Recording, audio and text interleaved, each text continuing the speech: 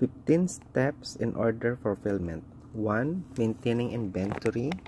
2. Responding to a sales order to determine availability and location in inventory. Number 3. Confirming pricing. Number 4. Configuring the order if there is more than one piece or product. Number 5. Booking the order, placing a request into the inventory system for what is ordered. Number 6. Acknowledging and confirming the order is booked. Number 7. Invoicing or billing the customer. Number 8. Determining the shipping address where the item will be sent. Number 9. Sourcing the order. Determining which facility to ship it from. Number 10. Determining which carrier will be used to ship the item. Number 11. Issuing order changes initiated by the customer after the sale, substituting for pieces on no longer in inventory or updating the order with newer pieces on inventory. Number 12. Processing the order. The physical picking and packing of the order at the warehouse or distribution center. Number 13. Shipping the order, which may go directly to the customer or to one or more distribution points. Number 14. Delivering the order to the customer. And number 15. Settling, receiving, and processing payment for the received order. And the 5 steps in the supplier evaluation and selection process. 1. Supplier selection scorecard. The first step in supplier selection process is to create a supplier selection scorecard. The supplier selection scorecard contains all the important elements you required in a supplier. It has long been stated that which does not get measured does not get done.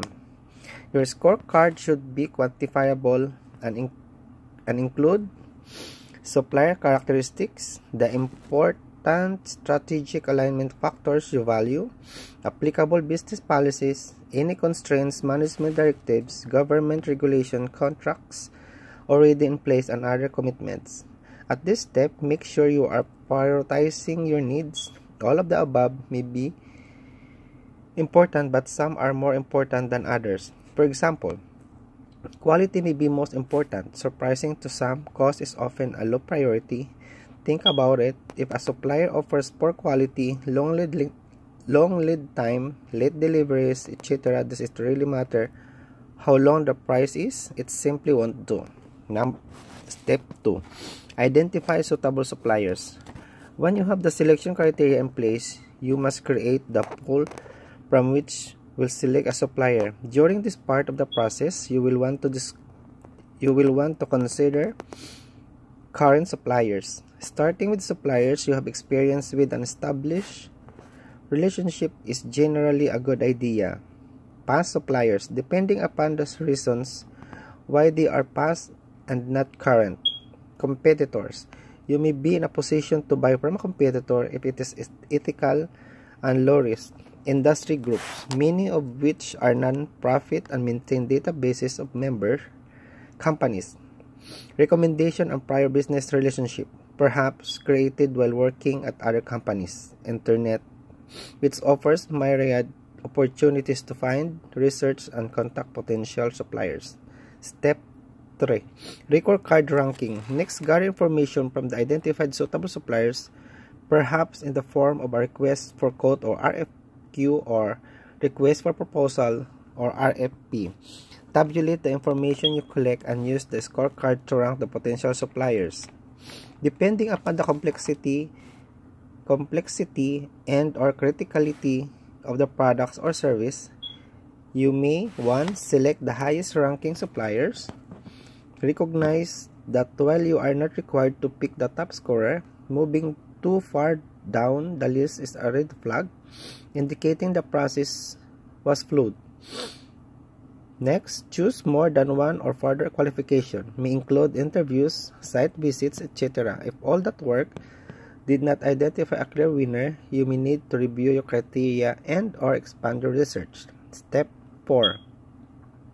Negotiate. After you have narrowed the list to a manageable number of best options, possibly just one, let the negotiations begin. Depending on the critical good or service, You may negotiate with just the top supplier on your scorecard, even if others remain on the list of potentials. These others, of course, are not told they are not number one until after you have completed negotiations and agreements are completed. Based upon the complexity of the situation, lawyers may be involved. And step 5, create contract. Once an agreement is reached, a contract is created and signed. For many transactions, the purchase order is the contract. For complex situations, you may have a contract and then create a separate purchase order. Creating the purchase order will include activating your procurement system.